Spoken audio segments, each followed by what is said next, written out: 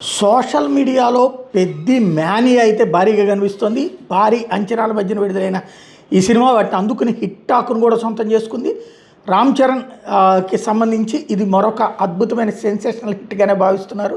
ప్రముఖ ticket booking app book my షోలో పెద్దికి గంటకి 40,000 టికెట్లు చొప్పున అమ్ముడవుతున్నాయి. గంటకి 40,000. 2023లో బుక్ మై షో ప్రవేశపెట్టిన అవర్లీ ట్రెండింగ్ గంటల వారీ ట్రెండింగ్ ఫీచర్ తర్వాత 40,000 మార్కును దాటిన చిత్రాల జాబితాలో ఇప్పటివరకు 3 సినిమాలు ఉన్నాయి.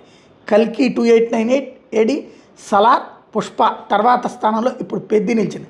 మొదటి రోజే ఈ మార్కుని చేరుకుని రికార్డు సాధించడం అన్నటువంటిది కీలకం. అదే సమయంలో కర్ణాటకలో కూడా పెద్ది హవా కనబడుతుంది. ప్రీమియర్ షోల ద్వారా పెద్ది భారీ వసూలునే సాధించింది. సాధారణంగా అక్కడ తెలుగు వాటికి తక్కువ ఆదరణ ఉంది, కానీ అక్కడ ఆదరణ కనబడుతుంది. ప్రీమియర్స్లో 3.2 కోట్లు వసూలు చేసింది. దీంతో అక్కడ ప్రీమియర్ కలెక్షన్ సాధించిన మొదటి తెలుగు సినిమాగా నిలిచింది. గతంలో ఓజీ 2,72,00,000, రాజాసాబ్ 2,61,00,000, పుష్ప 2,55,00,000 ఆ మూడింటి దాటి అక్కడ రికార్డు తిరగరాయడం అన్నటువంటిది కీలకం.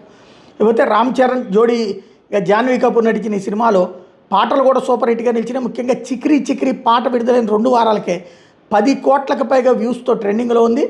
ఈ పాట లిరిక్స్లో సరుకు సామాన్లు అనే పదం మీద కొందరు అభ్యంతరం వ్యక్తం చేయడం, టీం ఈ పదాన్ని మార్చింది అన్నటువంటి ప్రచారం జరుగుతుంది. థియేటర్లో దీనికి బదులుగా సొగసు సింగారం అని చేర్చారట. ఈ ఓవరాల్గా ఇది అద్భుతమైనటువంటి రికార్డు అయితే సాధిస్తోంది.